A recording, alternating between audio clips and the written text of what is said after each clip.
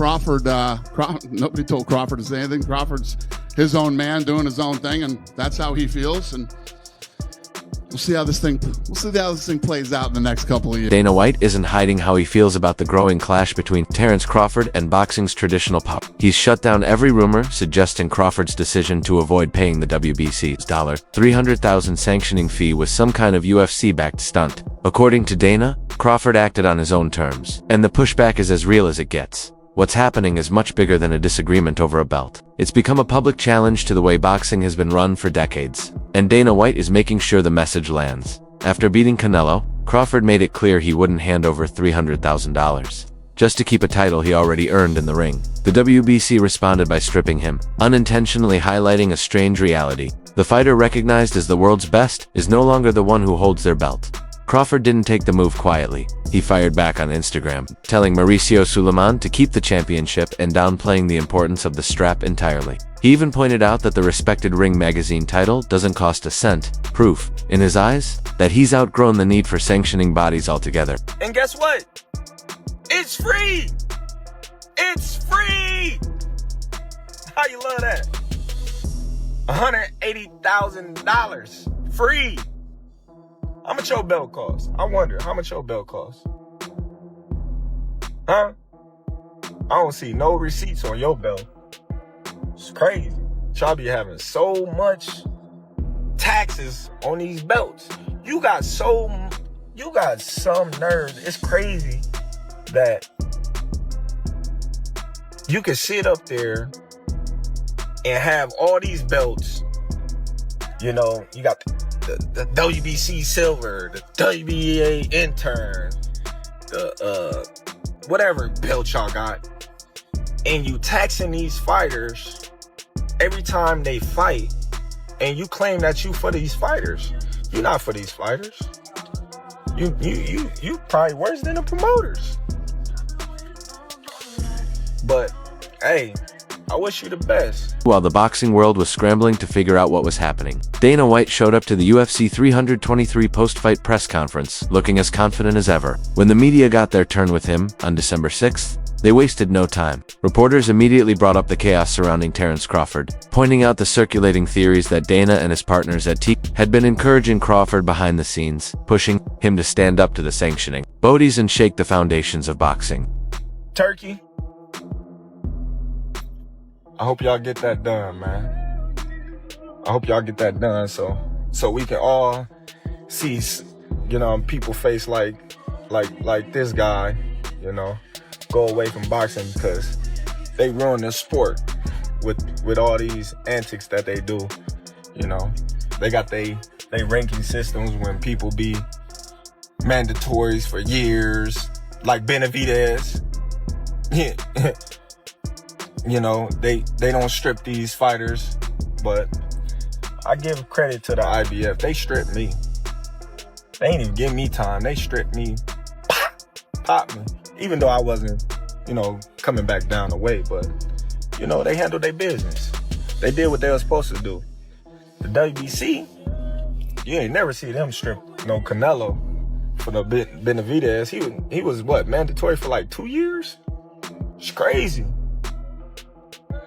But, you know, that's that favoritism shit. Dana didn't dodge the topic, but he made sure to clear up one point immediately. He stated bluntly that no one from his side instructed Terence Crawford to say anything, that Crawford acted on his own and spoke his mind. But if you listen closely, there was more going on than just a denial.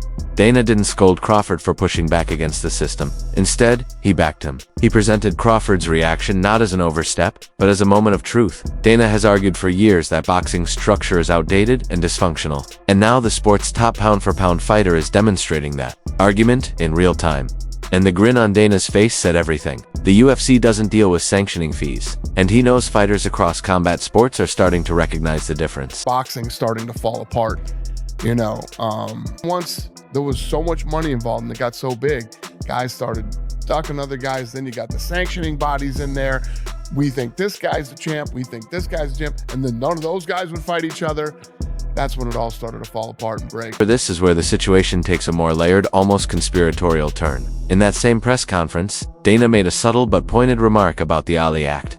the federal law meant to protect boxers from being taken advantage of by promoters. He took aim at the people running boxing today, calling them out as pretenders who hide behind the law when it benefits them. Dana noted that these promoters praise the Ali Act as if it's perfect, but he hinted that their loyalty is surface level at best. He essentially said he'd love to see how many of them would still support the act if it ever stopped serving their interests, and he was confident they wouldn't stand by it for long.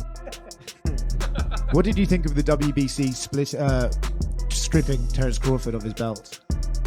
Listen, if you look at how this thing's playing out, and first of all, let me say this: I love that all these boxing guys, love the Ali Act the way it is now. I want to see how many of them actually stay there and do that version of the Ali Act instead of the add-on that we're going to do. You know what I mean? You don't have to be a fucking rocket scientist to see what's going on with all these guys. They're all these guys that are crying the loudest are the fucking problems. They're the problem, every one of these guys. And,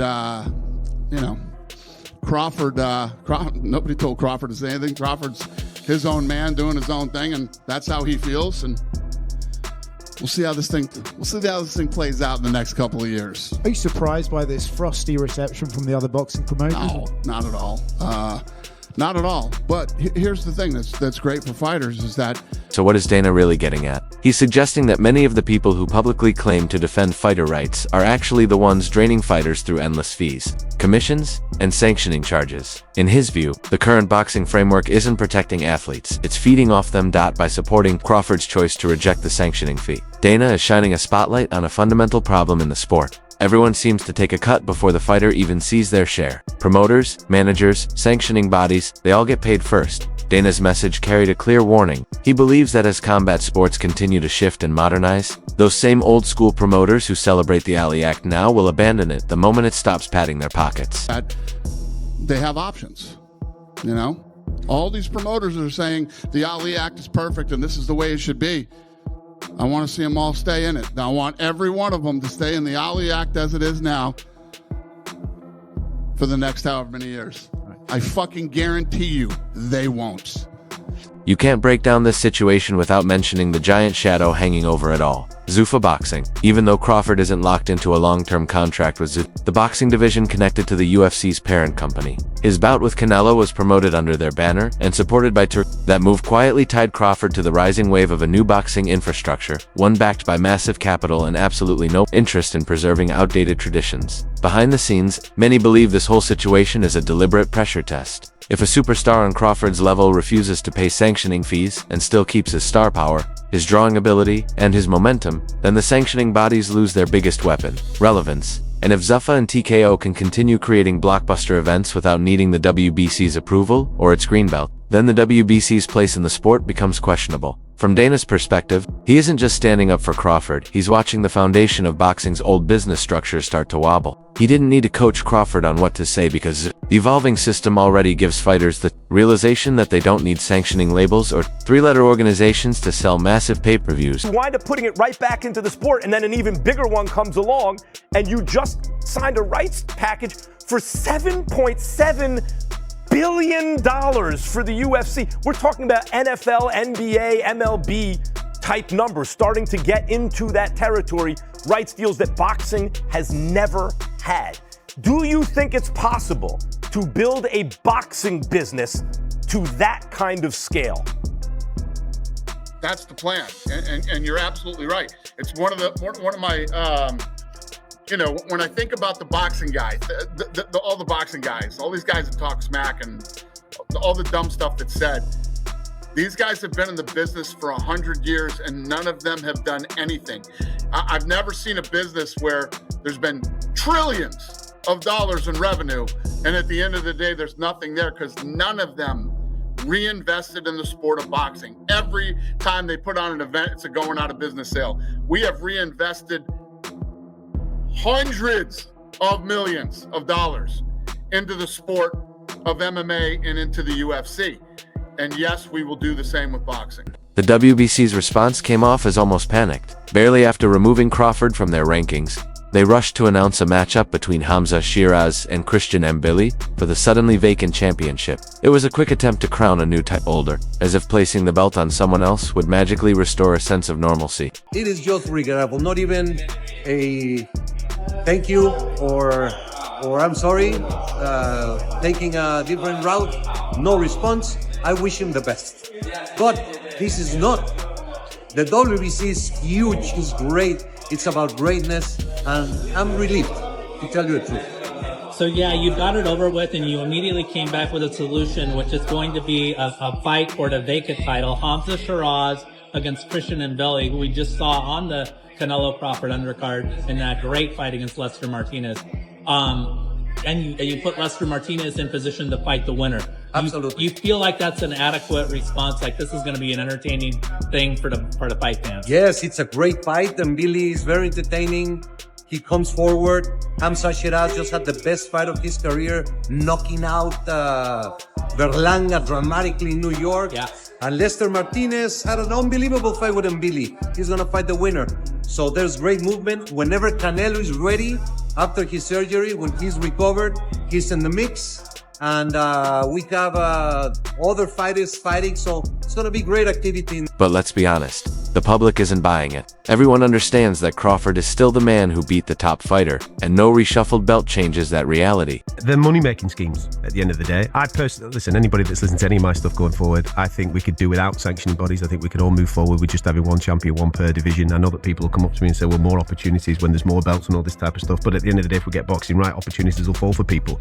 If the WBC played along with their own rules all the time, to the letter, I would probably sit here and have a different opinion, but they don't. They make things up as they go along. For example, the Conor Benn scenario, right? He failed a drug test as per the clean boxing program, which is run by the WBC. The WBC provide Ben with an alternative reason to the one that he gave them, because the one that he gave, if it is true, would open up the WBC to litigation of every single fighter that has ever failed a test and served the ban under the clean boxing program. Conor Benn told him that there was a flaw in the testing process. They said that that's nonsense, so therefore they provided him the excuse of eating too many eggs. Conor Benn never came up with that excuse. That was a WBC reasoning. Also, we've seen this week alone, the WBC 140-pound champion, Subriel Matias. He's failed a drug test. Instead of cancelling an upcoming fight with Dalton Smith, which is coming up in January, he's been allowed to continue, because the WBC don't operate strict liability. In 2019, this is an important part of this story. In 2019, a 28-year-old fighter called Maxime Dadyshev died as a result of injuries sustained in a fight with Subriel Matias. This should be investigated massively off the back of the news of him failing a drug test in recent times. Here's the best one, and this has only happened in the last 2 days.